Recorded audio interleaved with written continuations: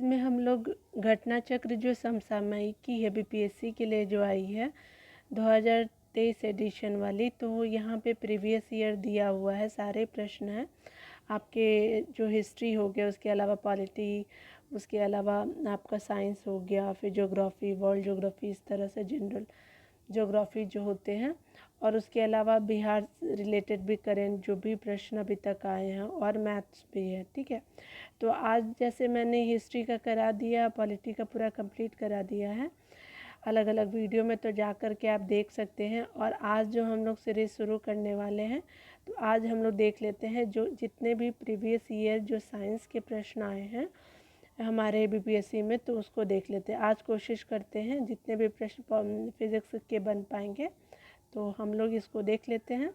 ठीक है, तो चलिए हम लोग मिलते हैं, इसको देख लेते हैं आज।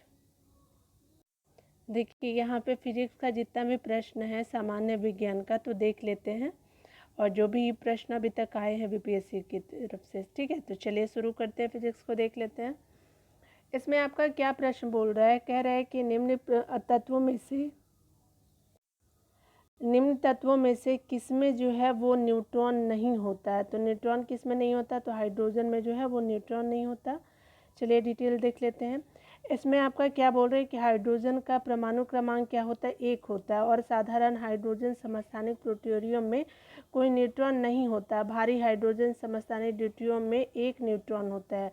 प्रोटियम में 1 भी न्यूट्रॉन नहीं होता, और ड्यूटेरियम में जो होता है वो 1 न्यूट्रॉन होता है, जबकि भारी हाइड्रोजन समस्थानिक ट्राइटेनियम में 2 न्यूट्रॉन होते हैं। ठीक है, तो आप याद रखिएगा किसी प्लूटोनियम में जो है वो न्यूट्रॉन नहीं होते हैं। ठीक है, प्लूटियम में। ठीक है, अगला देखिए। अगला क्या बोल रहा है कि एंगस्ट्रॉम इकाई है, तो एंगस्ट्रॉम किसकी इकाई है, तो ये तरंग दैर्घ्य की इकाई है। देख लेते हैं आपका क्या बोल रहा है कि तरंग दैर्घ्य का मापन जो है वो आपका क्या किया जा रहा है कि मापन एंगस्ट्रॉम में किया जाता है। ठीक है, यानी तरंग दैर्घ्य का मापन क्या है वो एंगस्ट्रॉम में किया जाता है, और एक एंगस्ट्रॉम क्या है 10⁻⁻10 मीटर है। ठीक है, तो ये आपका सेकंड हो गया। चलिए यहाँ पे देख लेते हैं कि प्रकाश दूरी किसकी इकाई है। प्रकाश वर्ष जो है वो किसकी इकाई है, तो ये दूरी की इकाई है। जैसे यहाँ पे बताया जा रहा है कि प्रकाश द्वारा 1 वर्ष में तय की गई दूरी को 1 प्रकाश वर्ष कहते हैं। ठीक है, 1 प्रकाश वर्ष बराबर कितना होता है, तो 9.46 इंटू 10⁻15 मीटर जो होता है 1 प्रकाश वर्ष होता है। ठीक है, चलिए आवृत्ति को मापा जाता है, तो आवृत्ति को किस में मापा जाता है, तो ये मापा जाता है आपका हर्ट्ज में मापा जाता है आवृत्ति को। देखिए यहाँ पे बात किया जा रहा है आवृत्ति का एसआई मात्रक जो है वो हर्ट्ज होता है। ठीक है, आवृत्ति का एसआई मात्रक जो है वो हर्ट्ज होता है। एक सामान्य मनुष्य 20 हर्ट्ज से लेकर के 20,000 हर्ट्ज आवृत्ति की ध्वनि को सुन सकने में क्या होता है, सक्षम होता है।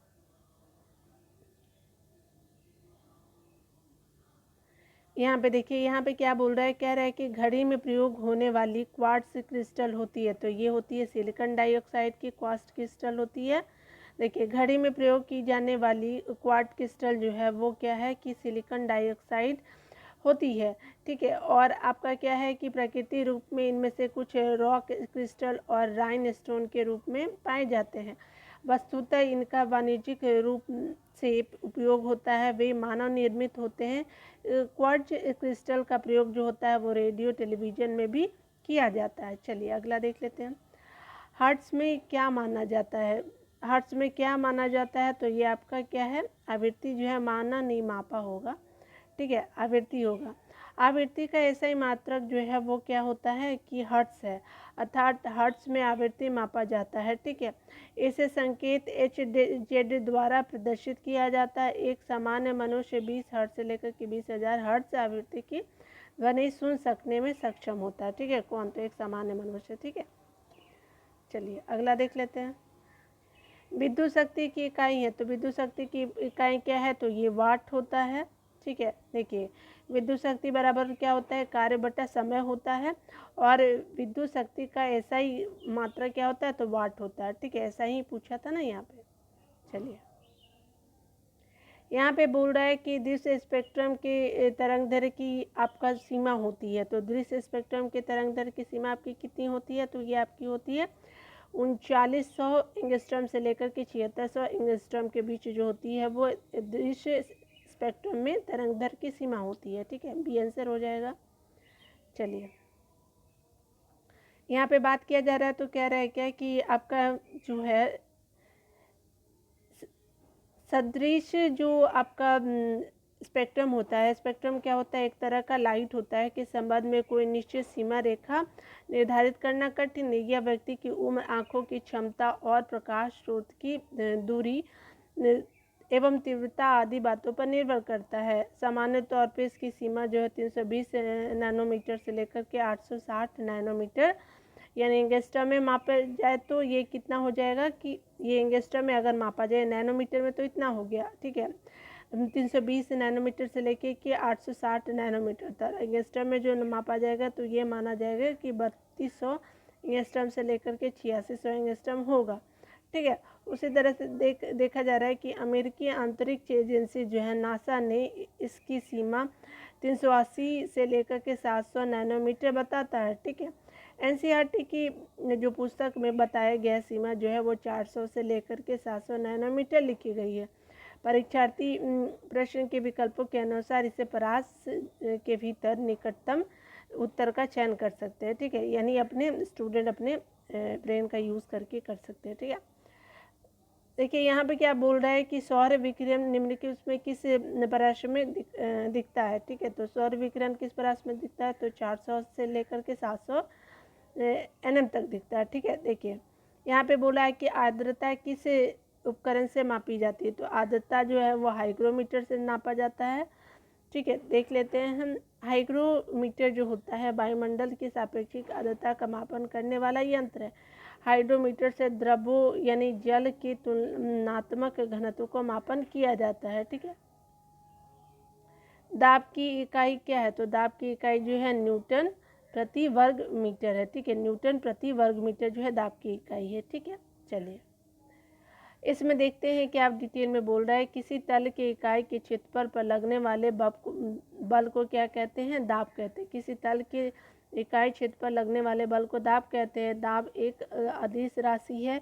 दाब का जो मात्रक होता है न्यूटन प्रति मीटर स्क्वायर होता है, जिसे क्या कहते हैं, पास्कल कहते हैं। देखिए यहाँ पे क्या बोल रहा है कि दाब का मात्रक है, तो दाब का मात्रक क्या है, तो यहाँ पे आपका हमने ऊपर देखा है ना अभी, ई हो जाएगा। ठीक है, चलिए देख लेते हैं यहाँ दाब का जो मात्रक है। आप चलिए ऊपर देख लेते हैं उसके डिटेल में, यहाँ दिया नहीं है। ठीक है, तो यहाँ पे ई हो जाएगा। ठीक है, यहाँ पे जैसे दिया हुआ है कि दाब का इकाई क्या है, तो ये आपका क्या है, आपका देखिए यहाँ मात्रक क्या है, दाब का मात्रक क्या है दिया हुआ है, मात्रक जो है न्यूटन प्रति मीटर स्क्वायर होता है और जिसे पास्कल कहते हैं। ठीक है, तो यही हो जाएगा। चलिए यहाँ पे इसका ई आंसर दे दिया है। चलिए अगला देखते हैं। यहाँ पे क्या बोला जा रहा है, कह रहा है कि निम्नलिखित में से आपका क्या है कि कौन सी अदिश राशि है, तो ये अदिश राशि जो होती है वो दाब होती है। ठीक है, देखिए वे राशि है जिनको व्यक्त करने के लिए दिशा और परिमाण दोनों की आवश्यकता होती है, सदिश राशियाँ हो कहलाती हैं। उदाहरण जो होता है बल, वेग, विस्थापन, त्वरण, संवेग आदि जो है, बल, वेग हो गया, विस्थापन हो गया, त्वरण, संवेग इत्यादि जो है जिन राशियों को व्यक्त करने के लिए केवल परिमाण की आवश्यकता होती है, दिशा की नहीं, उनको क्या कहते हैं, अदिश राशियाँ कहते हैं। जिसमें दिशा नहीं रहती उसको क्या कहते हैं, अदिश राशि कहते हैं। जैसे आपका उदाहरण हो गया आयतन हो गया, दाब हो गया, चाल हो गया और दूरी आदि है। ठीक है, यहाँ पे बात किया जा रहा है तो कह रहा है कि निम्नलिखित में से किस राशि का मात्रक नहीं है, तो नहीं होता है, विकृति का मात्रक नहीं है। ठीक है, देखिए किसी वस्तु की विमा में आया परिवर्तन और उस वस्तु की मूल विमा के अनुपात को विकृति कहते हैं। किसी वस्तु की विमा में आया परिवर्तन उस वस्तु की मूल विमा के अनुपात को विकृति कहते हैं। विकृति एक विमाहीन राशि है, अर्थात इसका कोई मात्रक नहीं होता है। ठीक है, अगला देखिए यहाँ पे क्या बोल रहा है कि सही कथन चुनना है, तो आपको बोला कि लाल प्रकाश का तरंगदैर्घ्य बैंगनी प्रकाश से ज़्यादा होता है, यानी कहने का मतलब कि लाल प्रकाश का तरंगदैर्घ्य जो होता है ज़्यादा होता है, बैंगनी का कम होता है, तो ये बी आंसर हो जाएगा। देखिए यहाँ पे क्या बोला जा रहा है कि बैंगनी का तरंगदैर्घ्य जो है, तरंगदैर्घ्य जो होता है कम होता है, आवृत्ति सबसे ज़्यादा होती थी किसकी, तो आपकी बैंगनी की। जबकि लालदर का जो तरंगदैर्घ्य है वो क्या होता है, अधिक होता है और आवृत्ति क्या होती है, कम होती है, किसकी, लाल की आवृत्ति कम होती है। यहाँ पे देखिए, यहाँ पे क्या बोला है कि जब दिन में पानी पर साबुन की फिल्म दिखाई जाती है तो यह सुंदर रंग दिखाती है। इस घटना का कारण क्या है? प्रकाश का विवर्तन या व्यतिकरण। तो ये है आपका प्रकाश का व्यतिकरण, डी आंसर हो जाएगा। ठीक है, दिन में क्या होता है कि पानी पर साबुन की फिल्म प्रकाश किरणों के व्यतिकरण के कारण अनेक रंगों की और सुंदर दिखाई देती है। ठीक है,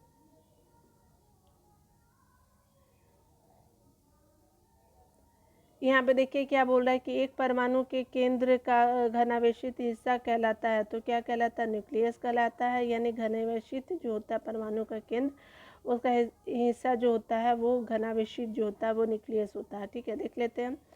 एक परमाणु के केंद्र का घनावेशित हिस्सा नाभिक या न्यूक्लियस कहलाता है। क्या कहलाता है? नाभिक या न्यूक्लियस। नाभिक परमाणु का केंद्रक होता है। ठीक है, परमाणु के नाभिक के प्रोटॉन और न्यूट्रॉन जो है अवस्थित रूप में न्यूक्लियन कहलाते हैं। ठीक है, प्रोटॉन धनात्मक आवेश युक्त मूलभूत कण है तथा न्यूट्रॉन जो है वो क्या होता है? उदासीन होता है। ठीक है, और प्रोटॉन जो होता है घनावेशित होता है, जिस कारण नाभिक घनावेशित होता है। इसी कारण क्या होता है कि घनावेशित होता है नाभिक भी। ठीक है, प्रोटॉन न्यूट्रॉन का जो द्रव्यमान होता है 1.672 इंटू 10⁻⁻27 kg होता है। ठीक है, इनकी खोज जो है क्रमशः अर्नेस्ट रदरफोर्ड तथा जेम्स चैडविक द्वारा की गई है। ठीक है, जेम्स जो चैडविक है उनके द्वारा किया गया था और अर्नेस्ट रदरफोर्ड और जेम्स चैडविक के द्वारा किया गया था। ठीक है, चलिए अगला देख लेते हैं। एक ठोस से सीधे गैस में परिवर्तन को कहते हैं। तो क्या कहते हैं? तो ये आपको कहते हैं ऊर्ध्वपातन कहते हैं। ये बोल रहा है कि ऊर्ध्वपातन वह प्रक्रम है जिसके द्वारा ठोस पदार्थ द्रव में परिवर्तित हुए बिना ही सीधे गैसीय अवस्था में परिवर्तित हो जाता है तथा गैसीय अवस्था से सीधे क्या होता है कि ठोस अवस्था में आ जाता है। ठीक है, अगला देखते हैं। यहाँ पे क्या बोला कि वह ताप बिंदु जिस पर ठोस द्रव और गैसीय अवस्था एक साथ रह सकती है कहलाती है। क्या कहलाती है? तो त्वरित बिंदु कहलाती है। देखिए यहाँ पे जो बोला जा रहा है कि जब ताप बिंदु जिस पर ठोस द्रव और गैसीय अवस्था एक साथ रह सकती है त्वरित बिंदु कहलाता है। उदाहरण स्वरूप जो है 611.657 पास्कल आंशिक वायु दाब पर 273.16 केल्विन, यानी कहने का मतलब सेल्सियस में कितना है? 0.01 सेल्सियस जल का त्वरित बिंदु है जिस पर द्रव, जल, ठोस, बर्फ और आपका क्या है कि जल वाष्प एक साथ पाए जाते हैं। ठीक है, आपका बोला कॉस्मिक किरणें होती है। तो कॉस्मिक किरणें क्या होती है? तो देख लेते हैं क्या होती है। यहाँ पे कॉस्मिक किरणें जो होती हैं वो देखिए, यहाँ पे कॉस्मिक किरणें जो होती है आवेशित कण होती है। क्या होती है? आवेशित कण होती है। ए आंसर हो जाएगा। चलिए देखिए यहाँ पे बोला है कॉस्मिक किरणें विद्युत चुंबकीय स्पेक्ट्रम का भाग क्या होती है? नहीं होती है। ठीक है, नहीं होती है।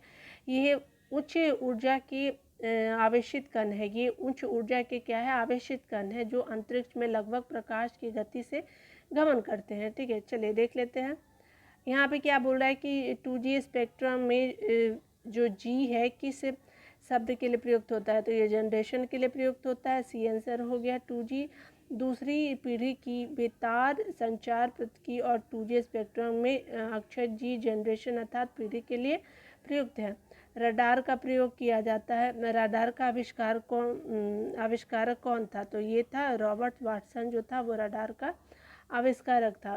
ठीक है, अगला देखिए स्कॉटिश जो भौतिकविद थे रॉबर्ट वाट ने आपका वर्ष 1935 में पहली बार प्रायोगिक रडार अर्थात व्यवस्था का विकास किया। ठीक है, रडार व्यवस्था का क्या किया? विकास किया। द्वितीय विश्व युद्ध में इस व्यवस्था का उपयोग हवाई हमलों से पूर्व सचेत करने के लिए किया गया। ठीक है, गॉड पार्टिकल क्या है? तो ये हिंग बोसॉन है।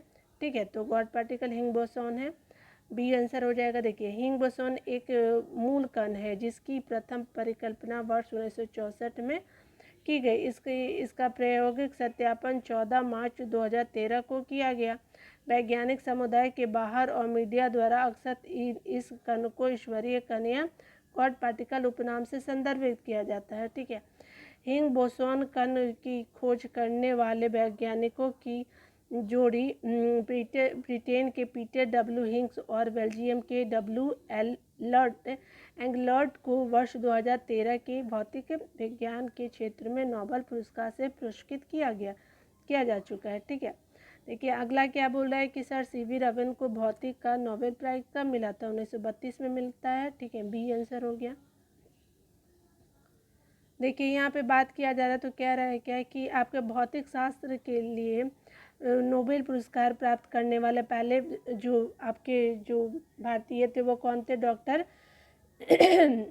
चंद्रशेखर वेंकट रमन थे। उन्होंने 1930 में ये पुरस्कार प्राप्त किया।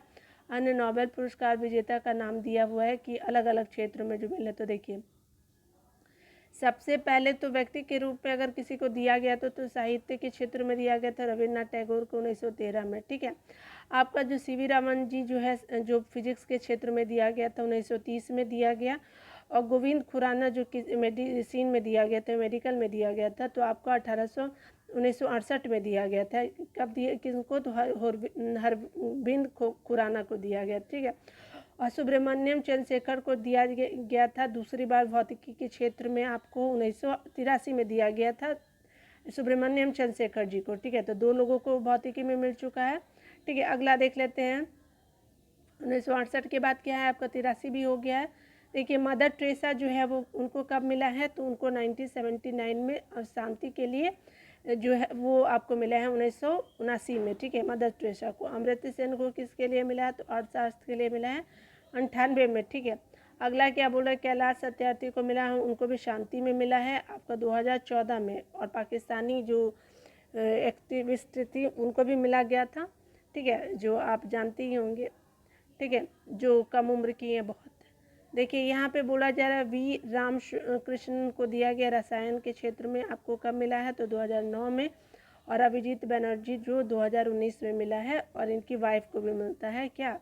2019 में अभिजीत बनर्जी अर्थशास्त्र में। टेलीस्कोप की खोज किस वैज्ञानिक ने की थी? तो ये गैलीलियो ने किया था। ठीक है, तो यहाँ पे देख लीजिए डी आंसर हो जाएगा। यहाँ पे क्या बोला है? किस सदी की शुरुआत में हवाई जहाज़ का आविष्कार किसने किया? इस सदी की शुरुआत में हवाई जहाज़ का आविष्कार जो है रॉबर्ट राइट ब्रदर्स ने किया। ठीक है, राइट ब्रदर्स जो है वो हवाई जहाज़ के आविष्कार किया है।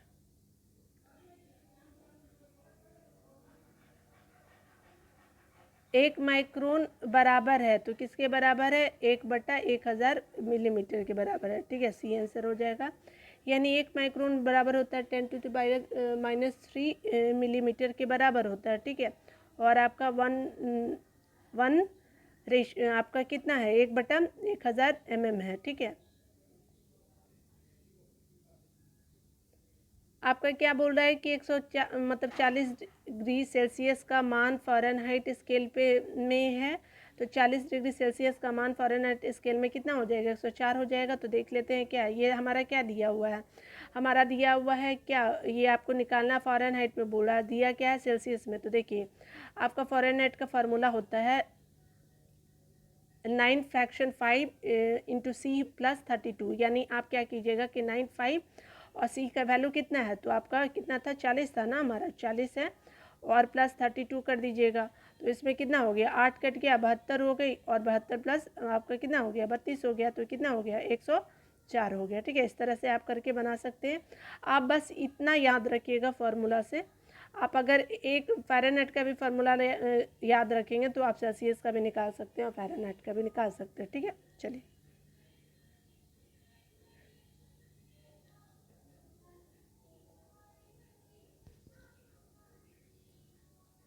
देखिए क्रोमेटोग्राफी जो होता है वो क्या होते हैं, किसकी तकनीक होती है? तो क्रोमेटोग्राफी की तकनीक का प्रयोग किया जाता है एक मिश्रण से पदार्थ को अलग करने में किया जाता है। ठीक है, ये किसी मिश्रण से भिन्न पदार्थों को अलग करने में क्रोमेटोग्राफी तकनीक का प्रयोग किया जाता है। तो आपका क्या बोल रहा है कि लोलक की कालावधि होती है तो लंबाई के ऊपर निर्भर करती है। ठीक है, चलिए बी देख लेते हैं। देखिए यहाँ पे बोल रहा है, ये देखिए आपका क्या है, देख लीजिए, सरल लोलक की कालावधि लोलक की लंबाई पर निर्भर करती है और टाइम बराबर क्या होता है 2 पाई अंडर रूट आपका 1/g है। ठीक है, जी जो है वो क्या है, पाई, और जी जो है वो नियतांक होता है। ठीक है, पाई और जी क्या है, वो नियतांक है। और आपका लोलक की कालावधि, लोलक की जो लंबाई है एल से डिनोट की जाती है, कि अनुक्रमानुपाती होती है। यानी कहने का मतलब लोलक की कालावधि लोलक की लंबाई यानी लेंथ की अनुक्रमानुपाती होता है। यानी लोलक की कालावधि जो होता है वो लोलक की लंबाई का अनुक्रमानुपाती होता है। याद रखिएगा, ये लाइन डायरेक्ट पूछ लेता है आपसे, ये वाला रहेगा, ये आपका रहेगा कि ये क्या होगा। ठीक है, तो ये आप ध्यान दीजिएगा। चलिए यहाँ पे देखिए क्या बोल रहा है कि बल और गुणनफल है। तो बल और गुणनफल है, किसका गुणनफल है, द्रव्यमान और त्वरण का गुणनफल होता है बल। ठीक है, ठीक है। अगला देखिए, संवेग में परिवर्तन की दर को क्या कहते हैं, संवेग में परिवर्तन की दर को बल कहते हैं। यदि वस्तु का द्रव्यमान जो है m है, वह u वेग से गति करते हुए t सेकेंड बाद v वेग प्राप्त करता है, तो संवेग में परिवर्तन दर जो होता है, त्वरण जिसको बोलते हैं, वो क्या होता है mv माइनस mu बटा टी टाइम होता है। ठीक है, और आपका क्या हो जाएगा, इसी तरह से आप सॉल्व कर लीजिए। ठीक है, ठीक है। चलिए देखते हैं, यहाँ पे बोला जा रहा है कि आपका एक्सेलरेशन जो है वो किसे, त्वरण जिसको बोलते हैं, त्वरण का फार्मूला क्या होता है, v माइनस यू बटा टी है। तो देख लीजिए, v माइनस यू बटा टी है, तो त्वरण का फार्मूला क्या होता है, तो ए बराबर जो होता है, त्वरण को ए से डिनोट करते हैं, और v माइनस यू बटा टी जो है वो क्या है, सही सूत्र है, ए आंसर हो जाएगा। चलिए अगला देखिए, यहाँ पे क्या बोल रहा है कि कौन सा सदिश राशि नहीं है। तो सदिश राशि कौन नहीं है, तो आपका आयतन, आयतन क्या है, अदिश राशि, हमने ऊपर ही देखा था। ठीक है, चलिए यहाँ पे देखिए, सदिश राशि वे राशियाँ होती हैं जो परिमाण के साथ साथ दिशा भी बतलाती हैं। विस्थापन, वेग, बल सदिश राशि होती है। विस्थापन, वेग, बल और सदिश राशियाँ होती है। सदिश राशि अदिश राशि वे राशि होती है जो केवल परिमाण बतलाती है, दिशा नहीं, इसलिए आयतन एक अदिश राशि है। ठीक है, चलिए, पदार्थ के संवेग और वेग के अनुपात में कौन सा भौतिक राशि प्राप्त की जाती है। तो वेग और संवेग, जैसे संवेग है और आपका क्या है, अनुपात कर दीजिए, वेग है, तो इसके अनुपात को कर देंगे तो क्या प्राप्त होगा, तो द्रव्यमान प्राप्त होगा। ठीक है, तो भौतिक राशि पूछेगा तो द्रव्यमान मिल जाएगा। तो देखिए, यदि किसी वस्तु का द्रव्यमान m है और वस्तु का वेग जो है v है, उसका संवेग क्या है, mv होगा। संवेग और वेग का अनुपात क्या होता है, mv बटा v होता है, यानी v ने काट दिया, m बचा। ठीक है, चलिए, 1 किलोमीटर दूरी होता है तो किसके कितने मीटर बराबर होता है, 1 किलोमीटर बराबर कितने मीटर होता है, तो आपका 1000 मीटर होता है। ठीक है, 1 किलोमीटर बराबर कितने मीटर होता है, तो 1000 मीटर होता है। और 100 मीटर में कितने हेक्टोमीटर होते हैं, तो 100 मीटर में जो होते हैं 1 हेक्टोमीटर होता है। 1000 सेंटीमीटर में आपको कितना डेकामीटर होता है, तो 1 डेकामीटर होता है। और 100 सेंटीमीटर बराबर कितने मीटर होते हैं, तो 1 मीटर होता है। ठीक है, तो ये हमारा हो गया। देखिए आपका क्या बोल रहा है कि 1 पिकोग्राम बराबर होता है, तो 1 पिकोग्राम बराबर होता है 10⁻⁻12 ग्राम होता है। ठीक है, पिकोग्राम पूछ रहा है किसके बराबर होता है, देख लीजिए यहाँ पे। चलिए,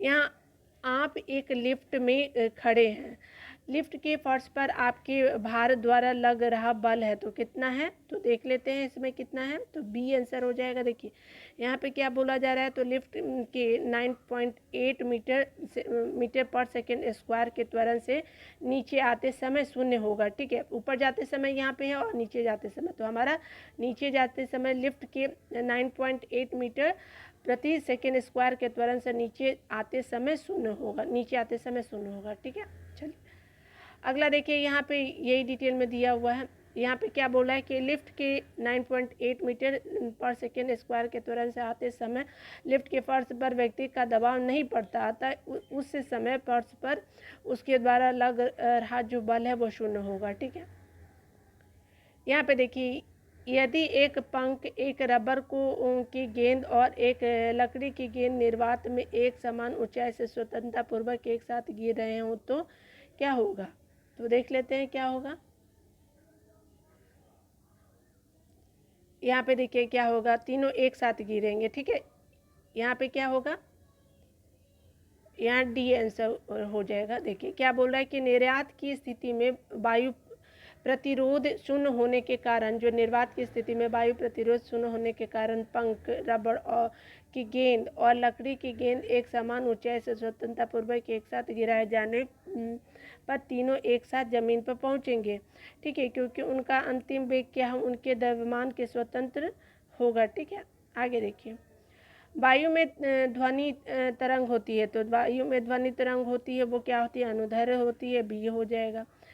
ध्वनि तरंग यांत्रिक तरंगे होती है। ध्वनि तरंग अगर आपसे पूछे कि किस तरह की तरंगे होती है तो यांत्रिक तरंगे होती है, क्योंकि उनके संचरण के लिए द्रव्यात्मक माध्यम यानी ठोस, द्रव और गैस की आवश्यकता होती है। किसकी, तो ध्वनि की।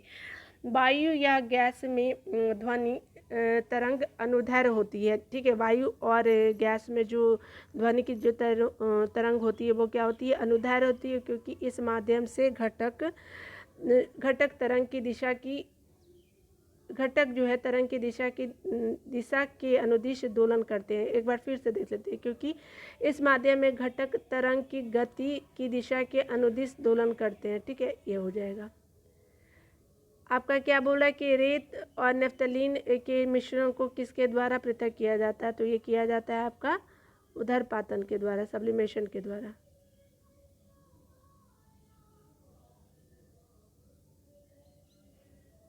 नेफ्थलीन उदरपातन का गुण प्रदर्शित करता है। ठीक है, अतः रेत और नेफ्थलीन के मिश्रण को उदरपातन या सब्लिमेशन द्वारा अलग किया जाता है। उदरपातन वह प्रक्रिया जिसमें कोई पदार्थ ठोस अवस्था से क्या होता है, वाष्प अवस्था में बिना तरल अवस्था ग्रहण किए परिवर्तित हो जाता है। ठीक है, चलिए अगला क्या बोला, विद्युत शक्ति की इकाई है, तो विद्युत शक्ति की इकाई क्या है, तो आपका वाट है, डी आंसर हो जाएगा। देखिए यहाँ पे बोल रहा है, डिटेल में देख लीजिए। देखिए कोई भी चीज़ पढ़ना, अगर हम लोग वन लाइनर ही पढ़ रहे हैं तो हम लोगों को क्या ज़रूरी है कि उसका डिटेल देख लेना बहुत ज़रूरी है। तो ये जो है हमारी ब्रेन में जो है वो लॉन्ग लास्टिंग करता है। ठीक है, और इस तरह से हम जल्दी चीज़ों को याद रख पाते हैं लंबे समय तक। ठीक है, और हमारा एक तरह का कॉन्सेप्ट भी क्लियर हो जाता है। तो चलिए शुरू करते हैं। भौतिकी में शक्ति या विद्युत शक्ति की वह दर है जिस पर कोई कार्य किया जाता है या ऊर्जा संचरित होती है। ठीक है, शक्ति जो है होता है वो कार्य बटा समय है होता है। विद्युत शक्ति की इकाई क्या होती है, वाट होती है, जो जूल प्रति सेकंड के बराबर होती है। ठीक है, देखिए 42 नंबर प्रश्न क्या बोल रहा है, तो कह रहा है कि इनमें से बताना है कौन सही नहीं है। तो देखिए आपका जो है वो बोल रहा है कि वोल्ट मीटर विभवांतर में नापते हैं, तो देखिए सही है। विभवांतर को वोल्ट मीटर में और विद्युत धारा को किसमें, तो एमीटर में सही है। आपको विद्युत वाहक बल जो होता है पोटेंशियोमीटर कहा जाता है, ये भी सही है। तो इस पर पूछा कौन सही नहीं है, तो गैल्वेनोमीटर जो होता है विद्युत प्रतिरोध नहीं होता है, तो ये आपका सही है। ठीक है, डी सही है। देखिए यहाँ पे क्या बोला है कि गैल्वेनोमीटर का प्रयोग एक छोटी विद्युत धारा या उसके प्रकार का मापन करने हेतु किया जाता है। विद्युत प्रतिरोध का मापन ओममीटर द्वारा किया जाता है। अन्य प्रश्न जो है वो क्या है कि आपका देखिए विद्युत प्रतिरोध का किससे किया जाता है, तो ओममीटर अगर रहता है तो सही हो जाता है। ठीक है, और अगला सम्मिलित है। ठीक है, टरबाइन जो है वो बोल रहा है कि टरबाइन और डायनेमो जो है वो से बिजली प्राप्त करने में किस ऊर्जा की को विद्युत ऊर्जा में परिवर्तित करते हैं, तो टरबाइन और डायनेमो से ऊर्जा बिजली प्राप्त करने में हम लोग मैकेनिकल ऊर्जा को विद्युत ऊर्जा में परिवर्तित करते हैं। ठीक है, यहाँ पे मैकेनिकल ऊर्जा होता है। ठीक है, देखिए यहाँ पे क्या बोल रहा है कि टरबाइन एवं डायनेमो जो है में बिजली प्राप्त करने के लिए यांत्रिक ऊर्जा मैकेनिकल को विद्युत ऊर्जा में परिवर्तित किया जाता है। ठीक है, ये हो गया। बोल रहा है क्या कि 100 वाट का बिजली का बल्ब है, यदि 10 घंटे चले तो बिजली का खर्च कितना होता है, तो 1 इकाई हो जाएगा। देखिए इसको कैसे देखेंगे, देखिए आपका कितना वाट का है बल्ब, तो आपका 100 वाट का है, कितने घंटे चलेगा, तो 10 घंटे चलेगा। 1 इकाई बोल रहा है कि खर्च करने की बात की जा रही है। तो यूनिट बराबर क्या करेंगे कि वाट और घंटा को क्या कर देंगे हम लोग, मल्टीप्लाई कर देंगे, तो 1000 हो जाएगा। और 1000 को क्या करेंगे, 1000 से डिवाइड कर देंगे। ठीक है तो आपका जो है वो आपका कितना हो जाएगा, 1 यूनिट हो जाएगा। ठीक है, चलिए बी आंसर हो गया। ये देखिए यहाँ पे क्या बोल रहा है कि आपका कह रहा है कि 2 समानांतर प्रतिरोध वाले सर्किट का कुल प्रतिरोध जो है वो कितना है, 1.403 किलो ओम है, ठीक है। यदि एक प्रतिरोध का मान जो है वो 2.0 किलो ओम है तो दूसरा प्रतिरोध का मान बताना है, ठीक है। तो देख लेते हैं, इसका तो आंसर डी होगा। देखिए हम लोग पूरा इसका डिटेल देख लेते हैं। चलिए ऊपर दिया हुआ है, देखिए क्या करेंगे कि देखिए आपका कुल प्रतिरोध कितना दिया हुआ था, तो हमारा कुल प्रतिरोध दिया हुआ है 1.403 किलो ओम दिया हुआ, और जो है वो आर जो आपका दिया हुआ है R1 कितना दिया हुआ 2 किलो ओम दिया हुआ है। तो क्या होता है कि आपका 1R बटा क्या करेंगे, आपका 1R प्लस 1R2 करके आपका क्या कर देंगे, दोनों का एलसीएम निकाल करके या मल्टीप्लाई कर देंगे और आपका वैल्यू को पुट कर देंगे, ठीक है। क्योंकि यहाँ पे क्या है, ये हमें पता है कि R बराबर कितना दिया हुआ 1.403 दिया हुआ, और ये R जुट करके कितना हो गया 2R2 हो गया, और ये क्या बनता है कि बाद में आपको सॉल्व कर लीजिए, ठीक है। चलिए आपका क्या बोल रहा है कि एक सामान्य जो शुष्क शेल में विद्युत अपघट्य होता है, तो किस तरह का विद्युत अपघट्य होता है, तो अमोनियम क्लोराइड का विद्युत अपघट्य होता है, ठीक है। देखिए एक सामान्य सेल में अमोनिया क्लोराइड या जिंक क्लोराइड को विद्युत अपघट्य के रूप में प्रयुक्त किया जाता है, ठीक है, तथा मैग्नीज डाइऑक्साइड को कैथोड के रूप में प्रयोग किया जाता है, ठीक है। अगला देखिए, डायनेमो जो है वो क्या होता है, डायनेमो जो होता है वो यांत्रिक ऊर्जा को विद्युत ऊर्जा में परिवर्तित करता है, ठीक है। बी आंसर हो गया। डायनेमो एक ऐसा यंत्र है जो यांत्रिक ऊर्जा को क्या करता है कि विद्युत ऊर्जा में परिवर्तित करता है। डायनेमो में आर्मेचर चुंबकीय बल क्षेत्र में घूर्णन करता है, जिससे विद्युत चुंबकीय प्रेरण के कारण इलेक्ट्रोमैग्नेटिक बल उत्पन्न होता है, ठीक है। देखिए विद्युत मोटर में है, तो विद्युत मोटर में क्या है, तो विद्युत मोटर में है आपका विद्युत ऊर्जा को यांत्रिक ऊर्जा में क्या होता है, बदला जाता है, तो सी हो गया। विद्युत मोटर एक ऐसी युक्ति है जो विद्युत ऊर्जा को यांत्रिक ऊर्जा में बदलती है, ठीक है। देखिए विद्युत धारा निम्न में से किस उपकरण में मापी जाती है, विद्युत धारा किससे मापी जाती है, तो आपकी आमीटर में मापी जाती है, ठीक है। यहाँ पे देख लीजिए बी हो गया, आमीटर में मापी जाती है। देखिए आमीटर जो होता है वो विद्युत धारा का मात्रक यंत्र है, ठीक है। आमीटर जो है, एमीटर जिसको बोल रहे हैं। पोटेंशियोमीटर किसी सेल के ईएमएफ का मापन करने वाला यंत्र होता है, उपकरण होता है। पोटेंशियोमीटर जो होता है किसी सेल के ईएमएफ का मापन करने वाला उपकरण है। विद्युत धारा किस उपकरण से मापी जाती है, तो विद्युत धारा जो है वो मापी जाती है एमीटर से, ठीक है। अगला देखिए आपका क्या बोल रहा है कि प्रकाश में 7 रंग होते हैं, ठीक है। क्या होते हैं, तो 7 रंग होते हैं। रंगों को अलग अलग करने का क्या तरीका है, तो एक प्रिज्म से रंगों को अलग करने किया जाता है, एक प्रिज्म से रंगों को अलग किया जाता है, ठीक है। अगला देखिए, आपतित प्रकाश प्रिज्म द्वारा, जो बोल रहा है कि आपतित प्रकाश प्रिज्म द्वारा रंगीन पट्टी में विभक्त हो जाती है, और आपका क्या होता है कि जो आपतित जो आपका प्रकाश है वो प्रिज्म द्वारा क्या हो जाता है, रंगीन पट्टी में विभक्त हो जाती है। जो 7 रंग बनती है वो क्या होती है, आपका बैगनी होती है, जामुनी होती है, नीला, हरा, पीला, नारंगी और लाल होता है, ठीक है। चलिए यहाँ बात किया जा रहा है, तो कह रहा है कि यदि किसी ऐनक के लेंसों की शक्ति +2 डायोप्टर है तो इसकी फोकस दूरी होगी, तो फोकस दूरी कितनी होगी, तो आपकी 50 सेंटीमीटर जो होगी वो आपकी क्या होगी, फोकस दूरी होगी। अगला देखिए, आपका लेंस की क्षमता का एसआई मात्रक जो है क्या होता है, डायोप्टर होता है, ठीक है, जिसे प्रतीक डी द्वारा दर्शाया जाता है। यदि फोकस एफ की मीटर में व्यक्त करें तो एक डी बराबर होता है 1 मीटर टू द पावर 1 होता है, ठीक है। 1 डायोप्टर बराबर होता है 1 मीटर टू द पावर -1 होता है। इस प्रकार इस लेंस की क्षमता को 1 डी कहते हैं, ठीक है, जिसकी फोकस दूरी जो होती 1 मीटर है। अभिसारी लेंस की क्षमता जो है वो +1 प्लस होता है और तथा अपसारी का माइनस होता है, ठीक है। अभिसारी जो होता है प्लस में होता है और अपसारी क्या होता है, माइनस में होता है, ठीक है। देखिए फोकस दूरी जो होता है, फोकस दूरी बराबर क्या होता है, 1/, लेंस की क्षमता होती है, ठीक है। तो फोकस दूरी कितनी है, 1/2 है, और आपकी कितनी है, तो आप इसको फ्रैक्शन कर लीजिएगा, तो आपका मीटर में कितना हो जाएगा, 0.5 मीटर हो जाएगा, और सेंटीमीटर में 50 सेंटीमीटर हो जाएगा। देखिए आपके बोल रहा है कि चुंबकीय सुई किस तरफ संकेत करती है, तो ये उत्तर की तरफ संकेत करती है, सी हो जाएगा। अगला देखिए आपका क्या बोल रहा है, तो कह रहा है क्या कि डिटेल में देख लेते हैं। चुंबकीय सुई उत्तर दिशा की तरफ संकेत करती है। यह पृथ्वी के चुंबकीय ध्रुव उत्तरी और दक्षिणी ध्रुव के अनुरूप आकर्षित होती है। ठीक है, ये आकर्षित होती है, अतः चुंबकीय सूर्य भी पृथ्वी के उत्तर ध्रुव की ओर आकर्षित होकर उत्तर दिशा की तरफ क्या करती है, संकेत करती है। ठीक है, श्वेत प्रकाश को नली में कैसे पैदा किया जाता है, तो ये पैदा किया जाता है तंतु को गर्म करके पैदा किया जाता है। ठीक है, देखिए श्वेत प्रकाश जो है प्रदीप्तशील ट्यूब में निम्न दाब पर पारे के वाष्प में पैदा होती है। ट्यूब के सिरों पर तंतुओं में विद्युत प्रभाव करने पर पारा वाष्प अदृश्य पराबैंगनी किरणें उत्सर्जित करती है। ये पराबैंगनी किरणें जो होते हैं नालिका की आंतरिक सतह पर लेपी प्रतिदीप्तशील पदार्थ की परत पर मिलकर दृश्य प्रकाश उत्सर्जित करती है। ठीक है, अगला देखिए यहाँ पे क्या बोल रहा है। आइंस्टीन की नोबेल प्राइज किस पर मिला था, तो आइंस्टीन को नोबेल प्राइज जो मिला था वो प्रकाश विद्युत प्रभाव पे मिला था। डी आंसर हो जाएगा।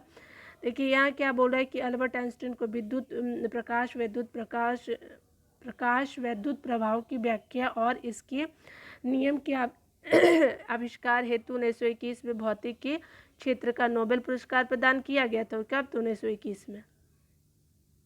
देखिए अगला क्या बोल रहा है कि विद्युत उत्पन्न करने के लिए कौन सी धातु का उपयोग किया जाता है, तो ये यूरेनियम का उपयोग किया जाता है विद्युत उत्पन्न करने के लिए।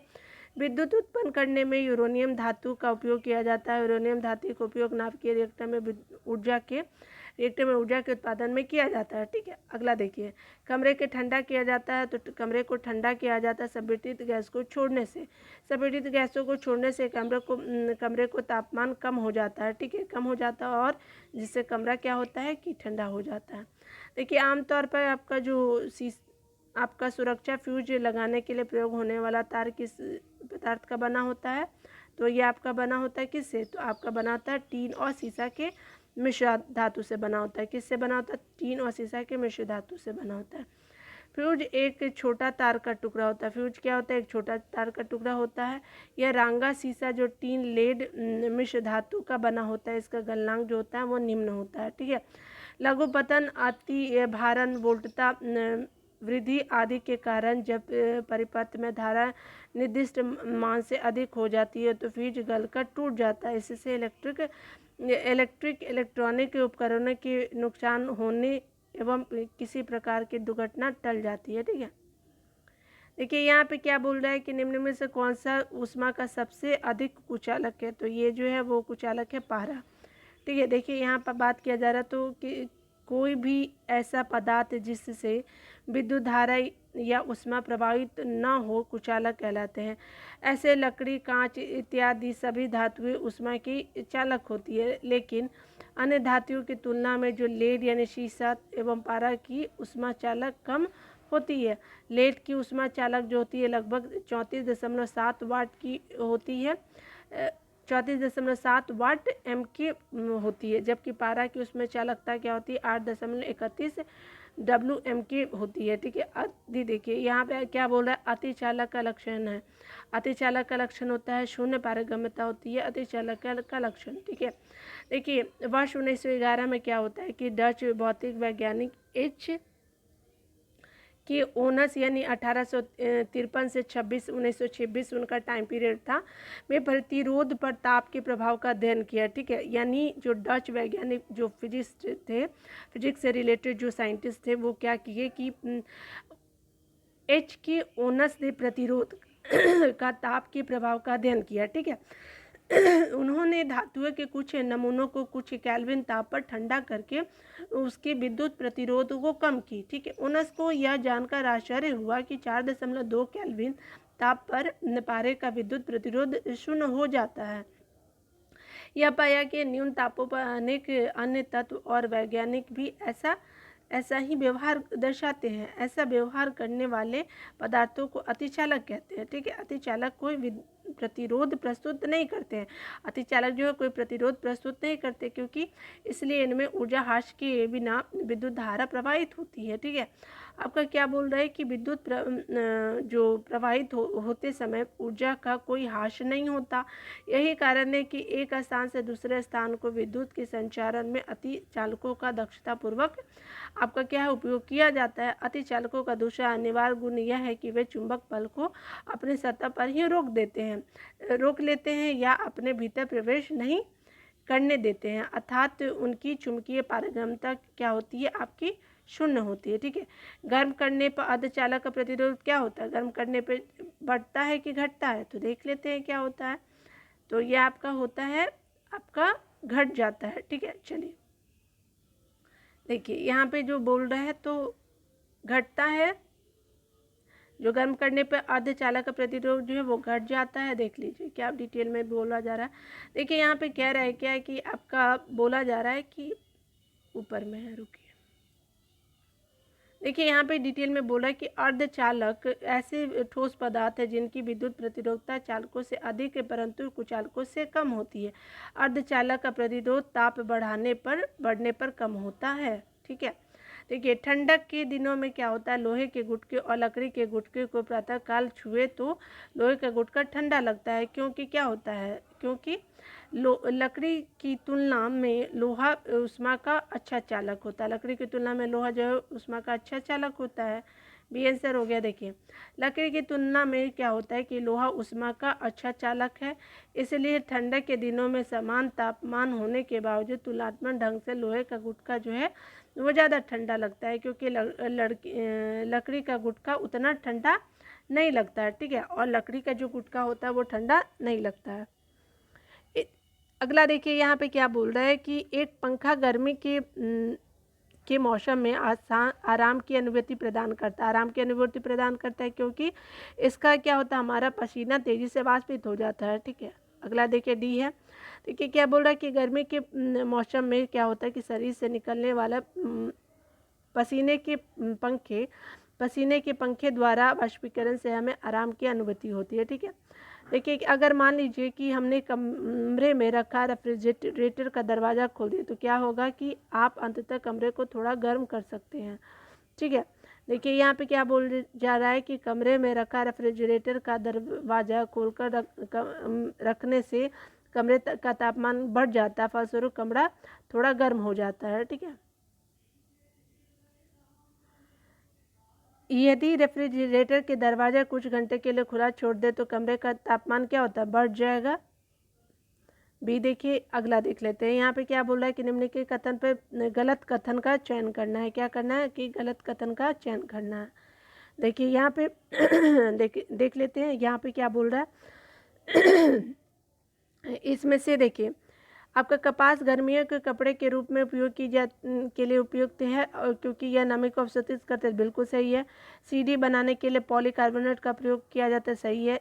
एक्रेलिक को कृत्रिम रेशा भी कहा जाता है क्योंकि यह कपास से तैयार होता है लेकिन रेशम की तरह चमकते हैं, तो एक्रेलिक जो है कृत्रिम रेशा नहीं कहे जाता है। ठीक है, तो ये आपका सी आंसर हो जाएगा। ठीक है, देख लेते हैं डिटेल में क्या बोल रहा है कि आपका सी जो है वो क्या बोल रहा है कि कथन सही नहीं, क्योंकि एक्रेलिक को कृत्रिम ऊन कहा जाता है। ठीक है, रेयॉन को समानता कृत्रिम सिल्क कहते हैं, रेयॉन को क्या कहते हैं, कृत्रिम सिल्क कहते हैं। ए और बी डी कथन सही है। ठीक है, यहाँ पे आपका क्या बोल रहा है कि दो उत्तरोत्तर श्रृंग तथा दो उत्तरोत्तर गर्त के बीच की दूरी को क्या कहते हैं, तो ये तरंग दैर्घ्य कहते हैं, वेवलेंथ, यानी इस तरह से जो बनता है। ठीक है, चलिए जब एक सरल आवर्त तरंग किसी माध्यम से गुजरता है तो उसके पैटर्न की ये क्या होता है कि एक निश्चित दूरी के पश्चात पुनरावृत्ति होती है। तो क्या होता है, देखिए जब एक जो सरल आवर्त तरंग किसी माध्यम से गुजरता है तो एक विशेष पैटर्न की निश्चित दूरी के बाद क्या होता है, पुनरावृत्ति होती है। ठीक है, इसी दूरी को क्या कहते हैं कि वो तरंग दैर्घ्य कहते हैं। ठीक है, देखिए अगला क्या बोला है कि जब प्रकाश एक माध्यम से दूसरे माध्यम में जाता है तो कौन सी नहीं बदलती है, कौन सा चीज़ नहीं बदलता है, तो आपकी आवृत्ति जो होती है प्रकाश की किसी भी माध्यम में जाने में नहीं बदलता है। ठीक है, आपका क्या है कि देखिए एक माध्यम से दूसरे माध्यम की बात की जा रही है। ठीक है, सी हो जाएगा, आवृत्ति नहीं बदलती है। यहाँ पे देखिए क्या बोला जा रहा है कि कह रहा है कि जब कोई प्रकाश तरंग वायु से कांच या एक माध्यम से दूसरे माध्यम में जाती है तो आवृत्ति की प्रकाश की आवृत्ति वही रहती है, लेकिन उसका तरंगदैर्ध्य तथा वेग बदल जाता है। ठीक है, पढ़ने में काम आने वाले ग्लास लेंस किस प्रकार के लेंस बनते हैं? तो ये पढ़ने में काम आने वाले ग्लास लेंस जो होते हैं उत्तल लेंस होते हैं। ठीक है, अगला देखिए यहाँ पे क्या बोला जा रहा है। तो पढ़ने में काम आने वाले ग्लास जो है वस्तुतः दूर दृष्टि को दूर करता है। ठीक है, दीर्घ दृष्टि दोष युक्त कोई व्यक्ति दूर की वस्तु को तो स्पष्ट देख सकता है, परंतु निकट रखी वस्तुओं को यह स्पष्ट नहीं देख सकता। यह इस दोष को उचित फोकस दूरी के उत्तल लेंस का प्रयोग करके संशोधित किया जा सकता है। ठीक है, अगला देखिए यहाँ क्या बोल रहा है। कह रहा है क्या कि दर्पण के सामने खड़े एक व्यक्ति को अपना प्रतिबिंब अपने से बड़ा लगता है। इसका तात्पर्य है कि दर्पण का प्रकाश है एक अवतल। ठीक है, यानी दर्पण के सामने खड़ा एक व्यक्ति को अपना प्रतिबिंब अपने से बड़ा लगने लगे तो वो क्या होता है, अवतल दर्पण में ऐसा होता है। ठीक है, देखिए अवतल दर्पण से व्यक्ति का जो है को अपना प्रतिबिंब जो है अपने से बड़ा प्राप्त होता है। आपका बोल रहा है क्या ध्वनि ध्वनि का वायु में वेग अनुपात है कितना है? तो 330 मीटर प्रति सेकंड है। ठीक है, देखिए यहाँ पे क्या बोल रहा है।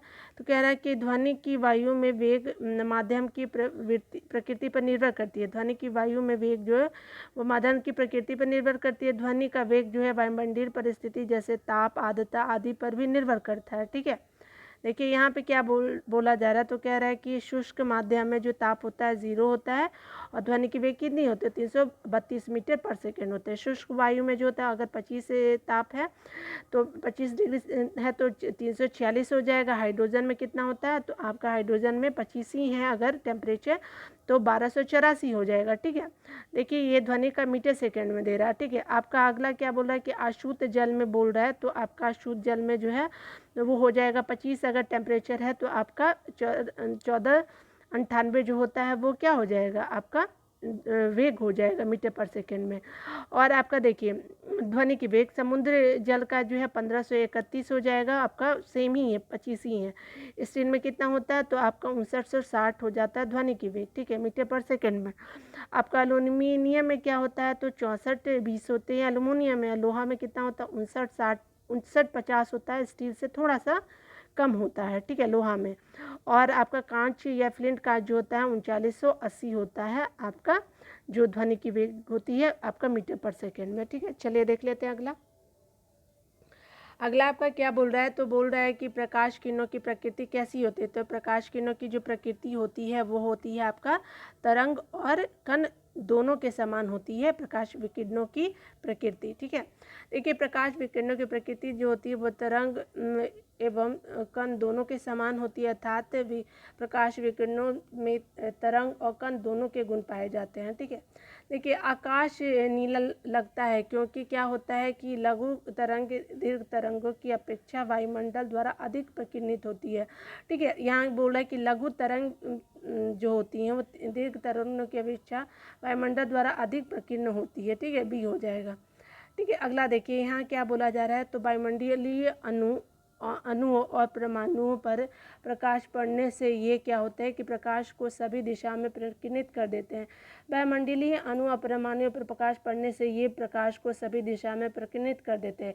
इस प्रकीर्णन में क्या होता है, बैंगनी और नीले वर्ण का प्रकाश सबसे अधिक और घटते क्रम में होता है, क्रम में बताया जा रहा है। तो देखिए सबसे आपका क्या है, तो बोल रहा है कि प्रकाश सबसे घटते और घटते सबसे अधिक क्रम में, देख लीजिए फिर से देख लीजिए इस प्रकीर्णन में क्या होता है कि बैंगनी और नीले प्रकाश जो होते हैं, नीले वर्ण का प्रकाश सबसे अधिक होते हैं। ठीक है, और यहाँ पे देखिए यहाँ पे क्या बोल रहा है कि घटते क्रम में जो बोला जा रहा है। तो यहाँ पे क्या है कि घटते क्रम में जो है वो हरा के बाद आपका पीला, नारंगी, लाल वर्ण प्रकाश प्रकीर्णित होते हैं। ठीक है, अतः आपका क्या होता है कि आकाश जो है नीला प्रतीत होता है। ठीक है, चलिए रात के समय आपका बोला जा रहा है कि रात के समय जो है वो खुले आकाश में तारे को टिमाने किससे समझा जाता है? तो ये जो होता है प्रकाश के अपवर्तन का जो नियम होता है उससे खुले आकाश में तारों के टिमाने को समझा जाता है। ठीक है, रात के समय में खुले आकाश में तारे को टिमाने के लिए तारों के प्रकाश का पृथ्वी के वायुमंडल में पहुंचने पर होने वाला अपवर्तन है। ठीक है, अब यहाँ बोला जा रहा है कि पानी का घनत्व अधिकतम होता है तो 4 डिग्री सेल्सियस पे होता है। ठीक है, अगला देखिए, यहाँ पे देखिए पानी का घनत्व जो होता है 4 डिग्री सेल्सियस पे अधिक होता है, इसका आयतन उस पर क्या होता है, न्यूनतम होता है। 4 डिग्री पे क्या होता है, न्यूनतम होता है। ठीक है, देखिए आपका क्या बोला कि 50 डिग्री सेल्सियस का फ़ारेनहाइट में, तो आपको बताई थी 9/5 सी प्लस कितना था, 32 था। तो आप इसको एफ बराबर कर लीजिए तो कितना हो जाएगा, 122 फ़ारेनहाइट हो जाएगा। ठीक है, चलिए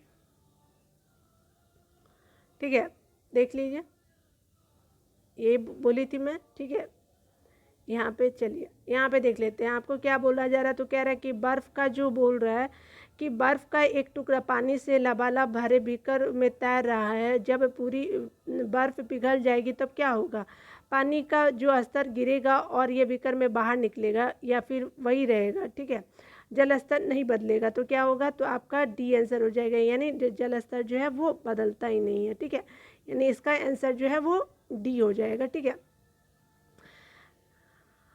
देखिए इसका आंसर डी हो जाएगा।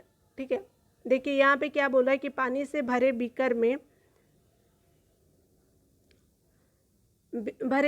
तैरकर बर्फ का टुकड़ा अपना आयतन बराबर जल को विस्थापित करता है, अतः बर्फ के टुकड़े के पिघलने पर वह आयतन उस आयतन को पूरा करेगा और इस प्रकार क्या होता है कि जल स्तर नहीं बदलेगा। ठीक है, बदलता नहीं है।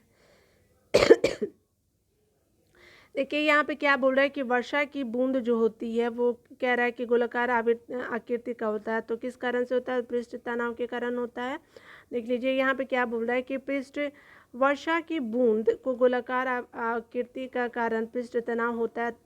आपका क्या बोल रहा है कि पृष्ठ तनाव आणविक आकर्षण का परिणाम है। ठीक है, वर्षा की बूंद, पिघली धातु की बूंद आदि सभी गोलीय होती है। ठीक है, क्योंकि इनकी सतह सिकुड़कर न्यूनतम क्षेत्रफल को की होना चाहती है। ठीक है, क्योंकि इनकी सतह जो है सिकुड़कर क्या होना चाहती है कि न्यूनतम क्षेत्रफल की होना चाहती है और यह निश्चित आयतन के लिए गोलीय आकृति सुनिश्चित सतह का क्या करता है, क्षेत्रफल न्यूनतम होता है। एक निश्चित आयतन के लिए गोलीय आकृति निश्चित सतह का क्षेत्रफल जो होता है न्यूनतम होता है। ठीक है, अगला देखिए, सबसे ज़्यादा सहनता होती है, तो सबसे ज़्यादा सहनता जो होती है वो शहद में होती है, डी आंसर है। तो देखिए जो द्रव जितने अधिक गाढ़े होते हैं, जो द्रव जितने अधिक गाढ़े होते हैं वे उतने ही अधिक सहन होते हैं। शहद और ग्लिसरीन की सहनता पानी की तुलना में अधिक होती है। सहनता का देखिए क्रम क्या होता है, शहद के बाद खून का आता है, फिर जल का आता है, फिर पानी का आता है। ठीक है, शहद, खून, जल और वायु। ठीक है, चलिए अगला देखिए यहाँ पे क्या बोल रहा है। तो ये देख लीजिए आपका जो है वो देखिए सहनता कितनी होती है जल की, तो जल की कम होती है। ठीक है, 1 होती है। चलिए देखिए जल की जो होती है अलग अलग टेम्परेचर की बात की जा रहा है, तो 20 डिग्री सेल्सियस पे कितनी होती है, तो 1.0 होती है, और 100 डिग्री सेल्सियस पे कितनी होगी जल की सहनता, तो 0.3 होती है। अगला देखिए क्या बोल रहा है कि शहद का कितना होता है, तो आपका 37 डिग्री सेल्सियस पे 2.7 होगा, और शहद का देखिए सबसे ज़्यादा 20 डिग्री सेल्सियस पे आपका 200 है। ठीक है, और वायु का कितना 0 डिग्री पे कितना है, 0.017 है। ठीक है, और वायु जो होता है 40 डिग्री पे होता है, कितना होता है 0.019 होता है। ठीक है, महासागर में ऊंची ऊंची जल तरंगे कैसे आती हैं, तो ये आती हैं आपके चंद्रमा से आती है। ठीक है, जल तरंगे देखिए महासागर में ऊंची जल तरंगे चंद्रमा की गुरुत्वाकर्षण बल का परिणाम है। ठीक है, चंद्रमा जो होता है पृथ्वी से सूर्य की तुलना में नज़दीक है। ठीक है, चंद्रमा जो होता है पृथ्वी से सूर्य की तुलना में नज़दीक है, इसके आकर्षण बल के कारण क्या होता है कि समुद्र की सतह ऊपर उठती है। सूर्य के द्वारा लगने वाला आकर्षण बल इतना प्रभावी नहीं होता, अतः सूर्य द्वारा जल तरंगे चंद्रमा की तुलना में अधिक ऊपर नहीं उठ पाती है। ठीक है, सूर्य द्वारा जल तरंगे जो चंद्रमा की तुलना में अधिक नहीं उठ पाती जितना जो है चंद्रमा उठाती है। ठीक है, देखिए अगला क्या बोल रहा है कि जब एक पत्थर को चांद की सतह से पृथ्वी पर लाया जाता है तो क्या होगा, उसका भार बदल जाता है, द्रव्यमान नहीं। तो द्रव्यमान जो है वो सेम रहता है लेकिन भार जो है वो बदल जाता है। ठीक है, देखिए क्या बोला है कि जब कोई पत्थर को चांद की सतह से पृथ्वी पर लाया जाता है तो उसका द्रव्यमान जो होता है स्थिर रहता है, ठीक है, लेकिन भार अधिक हो जाता है क्योंकि पृथ्वी पर चंद्रमा की अपेक्षा गुरुत्वीय त्वरण अधिक होता है, ठीक है। अगला देखिए क्या बोला है कि प्रेशर कुकर में खाना जल्दी पक जाती है, क्योंकि प्रेशर कुकर में खाना जल्दी पक जाती है क्योंकि क्या हो जाता है, क्योंकि ये जो होता है वो आपका उच्च दाब के कारण पानी उच्च तापमान पे उबलने लगता है, ठीक है। तो उच्च दाब के कारण पानी जो उच्च तापमान पर उबलने लगता है, तो बी आंसर हो जाएगा। देखिए अगला देख लेते हैं। यहाँ पे देखिए क्या बोल रहा है, तो कह रहा है क्या कि आपका प्रेशर कुकर में खाना जल्द पक जाता है क्योंकि उच्च दाब के कारण इसमें पानी उच्च तापमान पर उबलने लगता है। खुले बर्तनों में जहाँ पानी 100 डिग्री सेंटीग्रेड पर उबलता है, वहीं प्रेशर कुकर में पानी के उबलने का तापमान लगभग 120 डिग्री सेंटीग्रेड हो जाता है, ठीक है। सौर ऊर्जा निम्न में से किससे प्राप्त होती है, तो सौर ऊर्जा जो है वो सूर्य से प्राप्त होती है। अगला देखिए यहाँ पे क्या बोल रहा है कि सौर ऊर्जा सूर्य से प्राप्त होती है। सूर्य के अभ्यंतर में नाभिकीय संलयन के कारण लगातार विशाल मात्रा में ऊर्जा मुक्त होती रहती है, अर्थात नाभिकीय संलयन द्वारा सूर्य पर ऊर्जा का निर्माण होता है। इस ऊर्जा का अंतरिक्ष में सब दिशाओं में विकिरण होता रहता है। पृथ्वी और अन्य सौर ग्रहों को इस ऊर्जा का एक छोटा सा भाग ही मिलता है, ठीक है।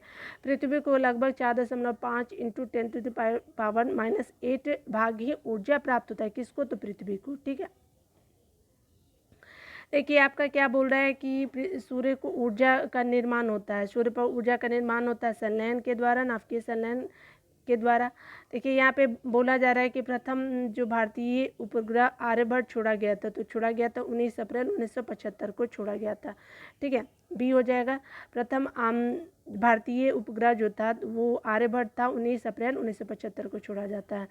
वर्ष दीर्घतम होता है, तो वर्ष दीर्घतम होता बड़ा होता है प्लूटो पर, ठीक है। प्लूटो का वर्ष दीर्घतम होता है जिसका कक्षीय परिक्रमण काल जो होता है लगभग 248 यानी 247.92 वर्ष पृथ्वी वर्ष होता है, ठीक है। इसलिए दीर्घतम होता है कहाँ पे, प्लूटो पे। देखिए अगला क्या आपका बोल रहा है कि पृथ्वी चुंबकीय तरंगों का वेग है, तो विद्युत चुंबकीय तरंगों का वेग है तो आपका 3 × 10⁸ मीटर सेकेंड, ठीक है, -1, ठीक है। आपका क्या हो जाएगा, यहाँ पे ए हो जाएगा। यहाँ पे देखिए क्या बोल रहा है बोल रहा है कि जब वे तरंगे जिन्हें संचरित होने के लिए माध्यम की आवश्यकता नहीं होती उन्हें विद्युत चुम्बकीय तरंगे कहते हैं। विद्युत चुम्बकीय तरंगों के लिए माध्यम की आवश्यकता नहीं होती, याद रखिएगा, ठीक है। इनकी चाल निर्वात में प्रकाश के चाल के बराबर यानी 3 × 10⁸ मीटर सेकेंड स्क्वायर आपका मीटर सेकेंड -1 होता है, ठीक है, याद रखिएगा, ठीक है।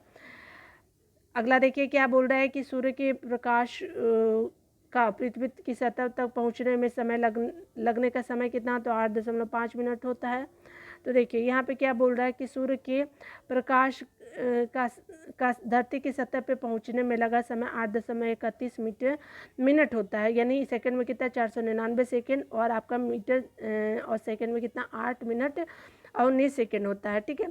चूँकि निकटतम विकल्प 8.5 मिनट अर्थात 8 मिनट 30 सेकेंड दिया गया है, अतः इस प्रश्न के सी उत्तर माना जाएगा। सूर्य से पृथ्वी की औसत दूरी कितनी है, 150 × 10⁻7 किलोमीटर है, ठीक है, सूर्य से पृथ्वी की दूरी, ठीक है। प्रकाश की चाल जो होती है वो क्या होती है कि 3 × 10⁸ किलोमीटर सेकेंड है, ठीक है, याद रखिएगा किलोमीटर में। सूर्य का प्रकाश पृथ्वी पर पहुंचने में समय लगता है, तो पहुंचने में समय लगता है, यहाँ पे ई हो जाएगा। तो देखिए यहाँ पे बोला जा रहा है कि आपका क्या है कि नासा की वेबसाइट पर उपलब्ध आंकड़ों के अनुसार सूर्य का प्रकाश पृथ्वी पर पहुंचने में 499 सेकेंड यानी 8 मिनट 19 सेकेंड लगते हैं। बीपीएससी ने क्या किया था, इसको सी को माना था, जबकि जो प्रश्न में उपयुक्त तो कोई नहीं है, ठीक है, अतः ई आंसर सटीक है, ठीक है। इसका क्या होता है कि इसका आपका सी होता, ठीक है, ठीक है, लेकिन आपका सी बीपीएससी माना था लेकिन आंसर ई होता, ठीक है। सौरमंडल का सबसे बड़ा ग्रह है तो ये बृहस्पति जो है वो सौरमंडल का सबसे बड़ा ग्रह है। और छोटा ग्रह कौन है? तो बुध है। और बृहस्पति का औसत व्यास कितना है? तो 1,39,822 है। ठीक है, 1,39,822 किलोमीटर। ठीक है, चलिए अगला देख लेते हैं। आपका क्या बोल रहा है कि कंप्यूटर की भाषा नहीं है, तो इसमें बोल रहा है कि फास्ट जो है कंप्यूटर की भाषा नहीं है। अगला देखिए यहाँ पे क्या बोल रहा है कि निम्न में से कौन सी धातु रोशनी के बल्बों में फिलामेंट के रूप में प्रयोग की जाती है? तो टंगस्टन का यूज़ किया जाता है। डी आंसर हो जाएगा।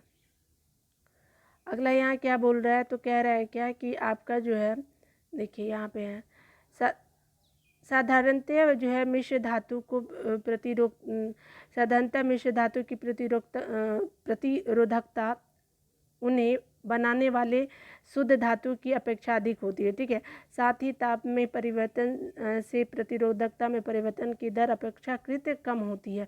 अतः उच्च ताप पर इनका शीघ्र ही ऑक्सीकरण नहीं होता है। इस कारण का उपयोग विद्युत प्रेस, टोस्टर आदि सामान्य विद्युत तापन में प्रयुक्त किया जाता है। ताप विद्युत लैंपों के तंतुओं के निर्माण के लिए केवल टंगस्टन का उपयोग किया जाता है। ठीक है, किसका उपयोग किया जाता है? तो टंगस्टन का जो है वो उपयोग किया जाता है। और आपका क्या बोल रहा है कि जबकि जो है वो आपका बोल रहा है कि जबकि तांबा और एल्युमिनियम का उपयोग विद्युत संचरण के लिए उपयोग होने के वाले तारों के निर्माण में किया जाता है। यानी तांबा और एल्युमिनियम का जो उपयोग होता है विद्युत संचरण के लिए उपयोग होने वाले तारों के निर्माण में किया जाता है। ठीक है, अगला क्या बोल रहा है कि आपका कह रहा है कि कौन सी धातु जो है अर्धचालक के रूप में ट्रांजिस्टर में प्रयोग होती है? तो जर्मेनियम का यूज़ होता है। देखिए, सिलिकॉन और जर्मेनियम जैसे कुछ पदार्थों के विद्युत प्रतिरोध का मान चालकों एवं विद्युत प्रतिरोधों के बीच का होता है। इन्हें अर्धचालक कहते हैं। ये चालक जो होते हैं ये सामान्यतः चालक होते हैं। लेकिन इनमें क्या होता है, कुछ अपद्रव्य मिलाने पर इनकी चालकता बढ़ जाती है तथा वे N प्रकार का एवं P प्रकार के अर्धचालक बन जाते हैं। इनका प्रयोग जो होता है वो ट्रांजिस्टर में होता है। ठीक है, नाभिक के अवयव होते हैं। तो नाभिक में क्या होते हैं? तो आपका इलेक्ट्रॉन छोड़ के सब होते हैं, तो प्रोटॉन और न्यूट्रॉन होता है। सी आंसर हो जाएगा। देखिए यहाँ पे क्या बोल रहा है कि नाभिक परमाणु के नाभिक में मुख्य अवयव जो होता है प्रोटॉन और न्यूट्रॉन होता है तथा इलेक्ट्रॉन नाभिक के चारों ओर चक्कर लगाते हैं। ठीक है, चलिए अगला देख लेते हैं। क्या बोल रहा है? कह रहा है क्या कि आपका इसमें बोल रहा है कि कौन सा गलत बोल रहा है, आपको बताना है। तो क्या है? तो यहाँ पे बोल रहा है कि आपका जो देख लेते हैं क्या है, अगला जो है ए है, इसमें गलत है। ठीक है, क्यों? क्योंकि देखिए आपका नाभिक के अंदर प्रोटॉन इलेक्ट्रॉन की उपस्थिति के कारण परमाणु विद्युत रूप से उदासीन होते हैं। तो नाभिक में इलेक्ट्रॉन थोड़ी ना होते हैं, न्यूट्रॉन होते हैं ना, न्यूट्रॉन होते हैं। ठीक है, ठीक है, अगला देखिए आपका ए आंसर हो जाएगा। यहाँ पे क्या हो जाएगा? आपका ए आंसर हो जाएगा। यहाँ गलत पूछ रहा था इसीलिए गलत है। देखिए आपका इलेक्ट्रॉन क्या होते हैं? तो देख लेते हैं, आपके नेगेटिव चार्ज के होते हैं। इसका द्रव्यमान जो होता है नगण्य होता है। बिल्कुल सही है। अब अगला बोल रहा है कि परमाणु संख्या एक तत्व के परमाणु में प्रोटॉनों की संख्या है। ठीक है, जितना प्रोटॉन होता है उतना परमाणु संख्या होता है। ठीक है, आपका अगला क्या बोल रहा है कि समस्थानिक परमाणु ईंधन के रूप में चिकित्सा क्षेत्र में और कार्बन डेटिंग आदि में प्रयोगी होते हैं। ठीक है, समस्थानिक जो होते हैं परमाणु ईंधन के रूप में चिकित्सा क्षेत्र में और कार्बन डेटिंग आदि में उपयोगी होते हैं। तो डी हो गया। इस तरह से आंसर आपका ए हो गया सही है। ठीक है, देखिए प्रश्नगत एक सही नहीं है। ठीक है, क्योंकि इसमें क्या होता है कि प्रोटॉन जो होता है धन आवेशित होता है, इलेक्ट्रॉन ऋण आवेशित की होते हैं। ठीक है, कि समान संख्या के कारण परमाणु विद्युत रूप में उदासीन होता है, परंतु परमाणु के नाभिक में क्या होता है? आपके न्यूट्रॉन और प्रोटॉन होता है और इसमें इलेक्ट्रॉन नाभिक के बाहर कक्षाओं में चक्कर लगाता है। ठीक है, तो ये आपका बी सी डी सही है और ए आपका राइट आंसर है। ठीक है, देखिए यहाँ पे क्या बोल रहा है कि निम्नलिखित में से कौन सा वैकल्पिक ऊर्जा का सबसे बड़ा भंडार है? तो ये सौर ऊर्जा है। सौर ऊर्जा जो है वैकल्पिक ऊर्जा का सबसे बड़ा भंडार, अन्य सभी ऊर्जा के स्रोत सीमित है। ठीक है, अगला देखिए क्या बोल रहा है कि परमाणु बम बनाया जाता है। तो ये जो है बम बनाने का काम है परमाणु बम का, तो ये विखंडन का काम है। ये विखंडन का भी आंसर हो जाएगा। देखिए यहाँ पे क्या बोल रहा है? तो कह रहा है कि परमाणु बम का सिद्धांत नाभिकीय विखंडन पर आधारित है। नाभिकीय विखंडन का तात्पर्य जो होता है क्या होता है कि भारी नाभिक वाले तत्व का कम परमाणु वाले तत्वों में टूटना होता है। इस विखंडन के परमाणु जो होते हैं स्वरूप उत्पन्न ऊर्जा करते हैं। ठीक है, इस विखंडन के परमाणु स्वरूप ऊर्जा उत्पन्न करते हैं। ठीक है, अगला देखिए क्या बोल रहा है। तो यहाँ बोल रहा है कि हाइड्रोजन बम किसके सिद्धांत पे काम करते हैं। तो ये होता है अनियंत्रित संलयन प्रतिक्रिया पे हाइड्रोजन बम काम करता है। देखिए यहाँ पे क्या है, हाइड्रोजन बम जो है वो अनियंत्रित नाभिकीय संलयन प्रतिक्रिया पर आधारित है। इसमें दो नाभिक छोटे नाभिक जिसमें दो नाभिक जुड़कर अपने से बड़ा नाभिक बनाते हैं। इसमें भारी मात्रा में ऊर्जा निर्मुक्त होता है। फिर से देख लेते हैं एक बार। देखिए यहाँ पे क्या बोल रहा है कि हाइड्रोजन बम जो होता है अनियंत्रित नाभिकीय संलयन प्रतिक्रिया पर आपका आधारित है, जिसमें दो छोटे नाभिक जुड़ कर के अपने से बड़ा नाभिक बनाते हैं। ठीक है, इसमें भारी मात्रा में ऊर्जा निर्मुक्त होती है। ठीक है, अगला देखिए क्या बोल रहा है। तो कह रहा है क्या है कि वायु में कौन सा नोबल गैस नहीं है। तो ये जो है रेडॉन नहीं है। ठीक है, देखिए रेडॉन नामक अक्रिय गैस वायु में नहीं पाई जाती है। अन्य अक्रिय गैस जो है वो हीलियम है, नियॉन है, आर्गन जो है वायु में पाई जाती है। ठीक है, अगला देख लीजिए। अगला आपका क्या बोल रहा है। तो कह रहा है क्या कि आपका बिजली की खपत का बिल किसकी मापन पर आधारित होते हैं। तो ये होते हैं वाट के मापन पे होता है। ये सब नहीं होता है। ठीक है, तो ए आंसर सही है। देखिए यहाँ पे क्या बोला, बिजली का खपत का बिल जो होता है वो किलोवाट प्रति घंटा यानी वाट में से मापा जाता है। ये सही है। निम्नलिखित में से भारी धातु है। तो कौन सा भारी धातु है। तो यूरेनियम जो होता है वो भारी धातु होता है। और ये जो है वो देखिए क्या है, इसका परमाणु संख्या कितना है। तो 92 है। और परमाणु भार कितने हैं। तो 238.08 जो होता है परमाणु भार है। ठीक है, आपका क्या बोल रहा है कि इनसेट 2A कब छोड़ा गया। तो इनसेट 2A जो छोड़ा गया था 4 फरवरी 1975 को इनसेट 2A छोड़ा गया था। इनसेट 2A 10 जुलाई 1992 को छोड़ा गया था आपका। ठीक है, तो इनसेट 2A 10 जुलाई 1992 को छोड़ा गया था। इनसेट 2A जो है वो कब छोड़ा गया था। तो आपका यहाँ पे कुछ गलत है। अच्छा, मैंने वो बता दिया। ठीक है, आपका इनसेट 2A जो है कब छोड़ा गया था। तो 10 जुलाई 1992 में छोड़ा गया था। ठीक है, इसीलिए थोड़ा गड़बड़ लग रहा था ये दोनों में। ठीक है, तो ये हो गया आपका 102 प्रश्न थे फिजिक्स में। तो मैंने आपको फिजिक्स के जितने भी सारे क्वेश्चन थे तो मैंने प्रीवियस ईयर के भी PSC के करा दिए हैं साइंस से रिलेटेड। तो आप प्लीज़ एग्ज़ाम से जाने से पहले इसको ज़रूर देख लीजिएगा। और आज के लिए आपका बहुत बहुत थैंक यू। मिलते हैं अगले वीडियो में। आज आपने मेरा वीडियो देखा इसके लिए बहुत बहुत थैंक यू।